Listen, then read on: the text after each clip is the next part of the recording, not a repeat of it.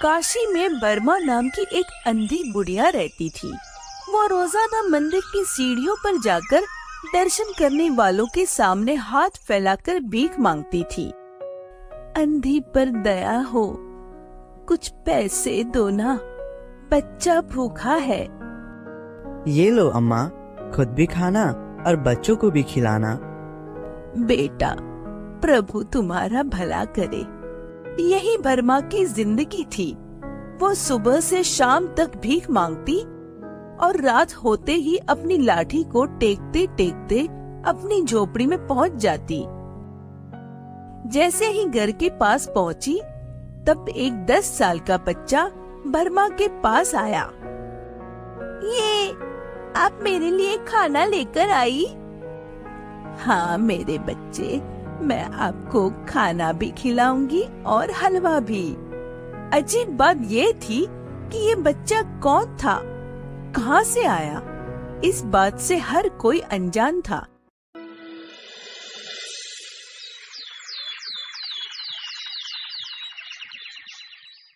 ऐसे ही 5 साल बीत गए। तभी कुछ ऐसा हुआ जिससे बर्मा के पड़ोसी हैरान रह गए। अरे वो है ना अंधी बुढ़िया बर्मा, उसके साथ जो बच्चा था वो अचानक गायब हो गया। हैं, ये क्या कह रही हो? ऐसा कैसे हो सकता है? क्या वो अंधी बुढ़िया का बच्चा नहीं था? ये बात लोगों के लिए सवाल बन चुकी थी कि अचानक बच्चा कहाँ गायब हो गया। एक दिन तो इससे भी ज्यादा अजीब हुआ। अरे मजे की खबर सुनो, मैंने आज अंधी बर्मा की गोद में एक छोटा बच्चा देखा। क्या सच में? पर वो बच्चा उसके पास आया कहाँ से? ये तो नहीं पता, पर बर्मा सुबह से शाम तक भीख मांगती है उसके लिए और उसे बेहद ही प्यार करती है, अपनी जान छिड़कती है उस पर। सभी इस बात से हैरान थे, पर किसी में इतनी हिम्मत नहीं थी कि कोई बर्मा से सवाल कर सके। पर बर्मा की तो पूरी जिंदगी वो बच्चा मोहन बन चुका था। बर्मा अंधी होने के बावजूद भी अपनी जान से ज्यादा उसका ख्याल रखती थी। खाने पहनने को छोड़ के काफी पैसे बच जाते हैं। ये पैसे मैं मोहन के लिए इकट्ठा कर लेती हूँ ताकि वो जरूरत पड़ने पर इस्तेमाल कर सके। ये मेरे बच्चे के काम आएंगे। बर्मा ने भीख मांग मांग कर इतने पैसे जोड़ लिए जिससे पैसों से हांडी भर गई। अभी वो खुश थी कि उसने मोहन के लिए कुछ धन इकट्ठा कर लिया, पर उसके मन में एक डर बस गया। अगर कोई चोर आ गया और उसने मेरे मोहन की ये हांडी चुरा ली तो नहीं नहीं, मुझे ये धन किसी महफूज जगह रखना होगा। इतना सोच बर्मा वो हांडी उठाकर अपने फटे हुए आंचल में छिपाकर चलने लगती है और गांव के सबसे बड़े सेठ बनारसी दास की कोठी पर पहुंच जाती है। वो बहुत बड़े देवभक्त और धर्मात्मा थे। सेठ, आपसे कोई अंधी बुढ़िया मिलने आई है। ठीक है, भेजो अंदर। बर्मा को सेठ के सामने लाया जाता है। सेठ, ये मेरी जिंदगी की जमा पूंजी है जो मैंने बहुत मेहनत से अपने बच्चे के लिए इकट्ठा की है, पर मुझे डर है कोई इसे चुरा ना ले। मैं अंधी कहाँ इसे संभालती फिरूंगी, इसलिए मैं ये अमानत के तौर पर आपके पास रखना चाहती हूँ ताकि जब मुझे इसकी जरूरत हो मैं लेने आ सकूं। ठीक है, तुम जब चाहो अपना धन वापस लेने आ सकती हो। बहुत बहुत धन्यवाद साहिब। मुनीम, बही खाते में इनका नाम और कितना धन है वो दर्ज कर दो। देखते ही देखते 2 साल बीत गए। एक दिन मोहन को बहुत तेज बुखार हो गया। बर्मा गिरती पड़ती सेठ जी की कोठी पर जा पहुंची। सेठ जी, मेरी जमा पूंजी में से 10-5 रुपये मुझे मिल जाए तो बड़ी कृपा हो। मेरा बच्चा मर रहा है, डॉक्टर को दिखाऊंगी। कैसी जमा पूंजी, कैसे रुपये? मेरे पास किसी के रुपये जमा नहीं है। सेठ जी, भगवान के लिए ऐसा ना कीजिए, मुझे मेरा धन दे दीजिए। अगर समय रहते मेरे बच्चे का इलाज ना हुआ तो वो मर जाएगा। देखो, मेरा दिमाग खराब मत करो। तुम कौन हो मैं नहीं जानता। भिखारन कहीं की, लूटना चाहती हो मुझे? इससे पहले मैं अपना सब्र खो दूं, दफा हो जाओ यहाँ से। वर्मा बहुत गिड़गिड़ाई, पर सेठ को उस पर तरस नहीं आया। कोठी से बाहर धक्का दे दिया। वर्मा जमीन पर गिरी हुई थी। आपने मेरे साथ जो भी किया हो सेठ, पर भगवान आपको बहुत दे। वर्मा तो ऐसे में भी दुआ दे रही थी, पर भगवान जानता था ये दुआ नहीं बल्कि दुखे दिल की निकली बद्दुआ थी। वो वापस अपनी झोपड़ी में आ जाती है।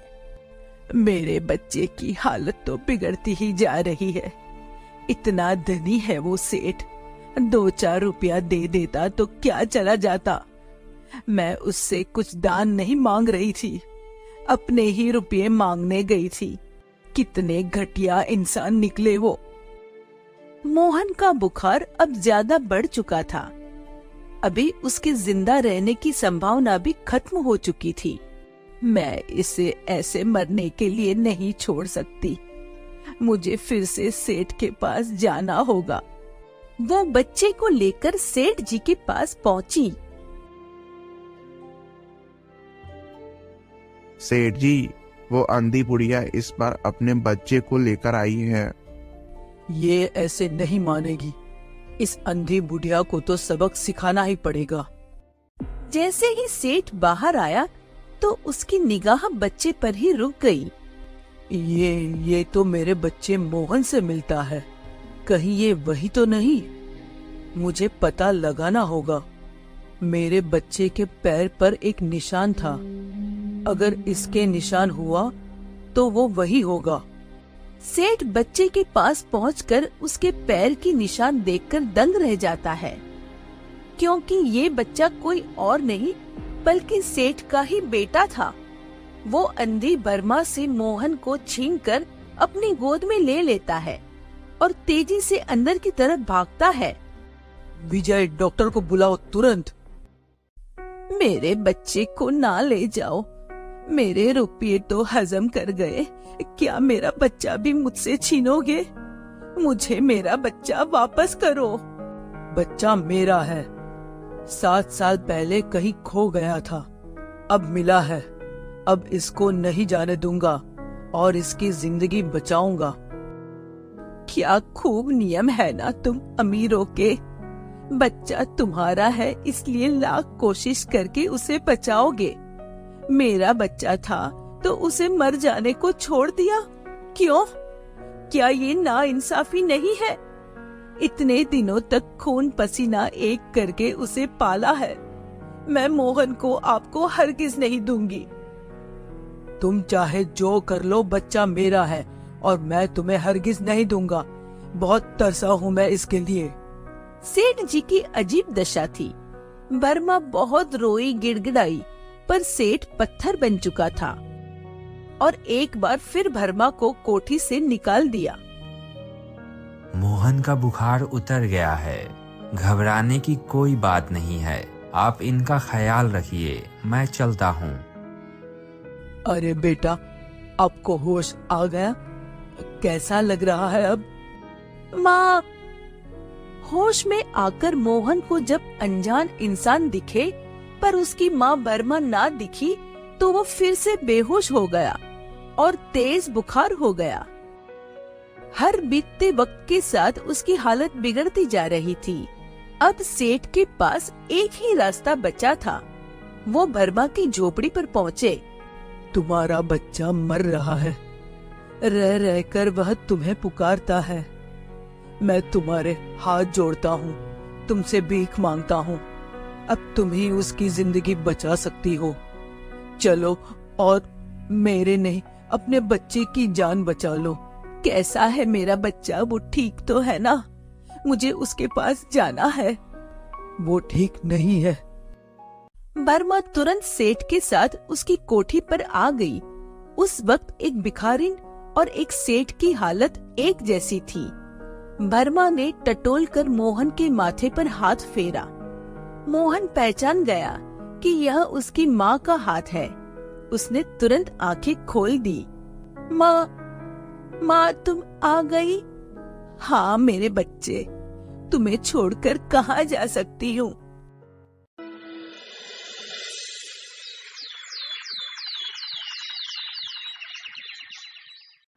कुछ ही दिन में मोहन बिल्कुल स्वस्थ हो चुका था। अभी मोहन बिल्कुल ठीक है। मुझे यहाँ से जाने की इजाजत दीजिए। मैं चाहता हूँ कि आप यहीं हमारे साथ हमारी कोठी में रहे। नहीं सेठ, हम गरीब अपनी झोपड़ी में ही ठीक है। ठीक है, फिर ये लीजिए आपकी अमानत। जो धन तुमने मेरे पास रखा था, मुझसे बहुत बड़ा पाप हुआ। ये रुपये तो मैंने तुम्हारे मोहन के लिए इकट्ठा किए थे, उसी को दे देना। इतना बोलकर वर्मा लाठी टेकती हुई चली जाती है। पर एक पाठ सेठ को पढ़ा जाती है कि वक्त किसी को नहीं बख्शता, ना अमीर को ना गरीब को।